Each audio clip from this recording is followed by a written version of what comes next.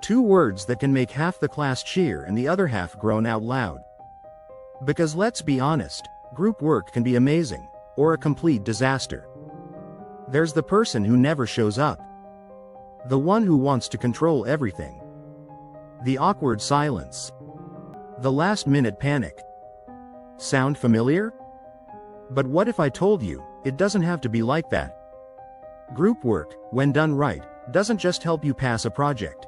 It teaches you how to lead, communicate, and solve real-world problems. It's not just about getting a grade. It's about learning how to work with people who think differently, act differently, and sometimes drive you a little crazy. So today, we're diving into how to make group work actually work * without the stress, the drama, or the all-nighters. Let's go. Let's start with the root of the problem.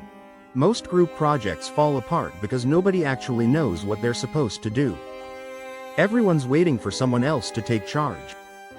One person steps up too much, the others disappear, and it becomes a mess. So here's the fix: assign clear roles. Early. Before the work even begins. And I mean actually talk about it. Not a casual, you'll take the slides, right? But a real moment of planning. You don't need job titles or official badges, but structure saves stress. Here's one way to break it down. The leader or coordinator, not the boss, but the planner. They help set the pace, check in on progress, and make sure everyone stays on track. It's about guidance, not control. The researcher. This person dives deep into the topic. They gather information, double-check sources, and make sure what you're saying is backed up by facts. The writer or editor. They organize the content, write it out, and make it flow. This isn't just about grammar, it's about making sure everything connects and makes sense. The designer or presenter. They bring it all to life. If there's a visual element or a presentation, they handle the layout, visuals, or speaking parts. If your group's small, no worries, people can double up. If it's big, you can even create mini-teams. Just don't leave it to chance. Because the moment everyone knows what they're doing, the entire group shifts from chaos to clarity. Next up, agreeing on expectations. This is probably the most underrated part of any group project, and also where most of the unnecessary drama starts.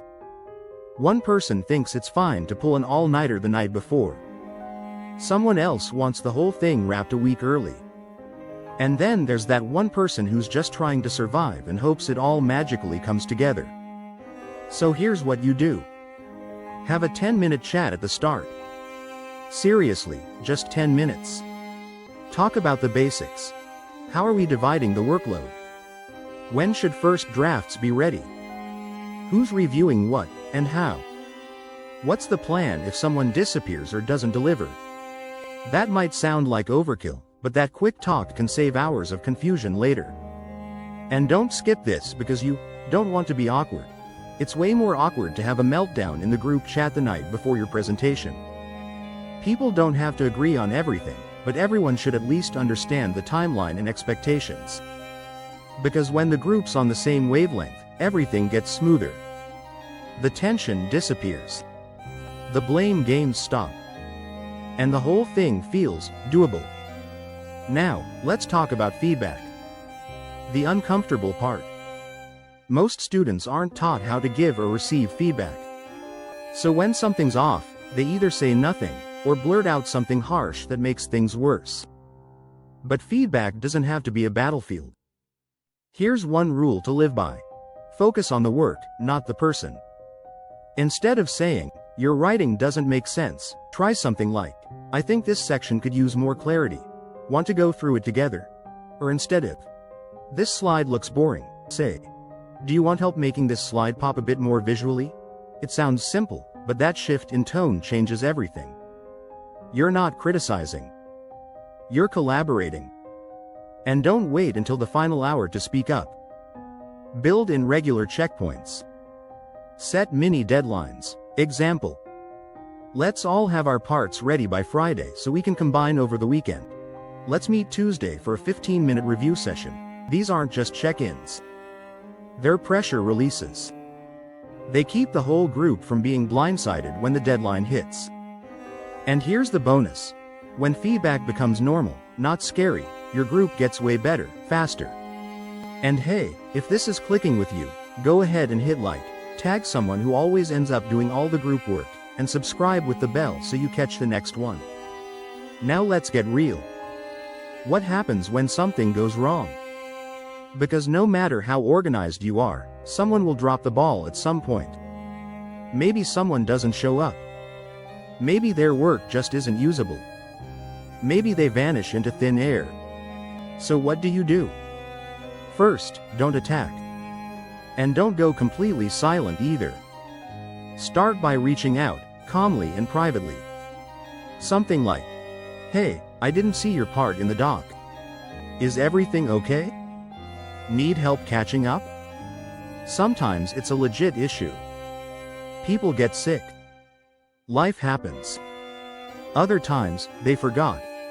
Or they just weren't taking it seriously. But this first move matters. You're giving them a chance to respond, to own it. If nothing changes and the problem keeps coming back, bring it to the group.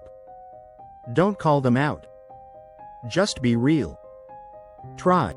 "Hey, I'm noticing we're getting behind on X. How should we adjust so we don't fall behind?" It invites a solution instead of assigning blame. And if that still doesn't work, don't be afraid to involve a teacher. Not as a snitch, but as a support system. You're protecting the rest of the group's work. At the end of the day, group work isn't about making friends. It's about learning how to work with others, even when it's messy. Even when people let you down. That's a real-world skill. And finally, the part most people skip, reflection. You finished the project. You hit submit. But before you forget it ever happened, stop and ask, what actually went well? Where did we struggle? How could we work better next time? Who took initiative? Who got overwhelmed? How could we support each other differently? It might feel like overthinking, but it's not. This kind of reflection builds your emotional intelligence. It helps you recognize your own strengths and your blind spots. And it prepares you for everything from future school projects to professional teams, internships, even entrepreneurship. Because let's face it, almost nothing great gets built alone.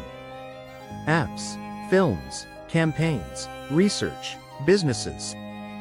They all come from collaboration. And the most successful teams out there? They aren't perfect. But they communicate. They listen. They adjust. They hold each other accountable without tearing each other down. That's the difference between a group that just gets by, and a group that actually grows. So the next time your teacher says, "All right, we're doing this in groups," don't roll your eyes. Step up. Be the one who brings clarity. Who keeps it calm. Who helps the team work better, not just harder. Because group work doesn't have to be chaos. It doesn't have to be stressful. With the right habits, it can actually be one of the best learning experiences you'll ever have. And the best part? You'll carry these skills way beyond the classroom.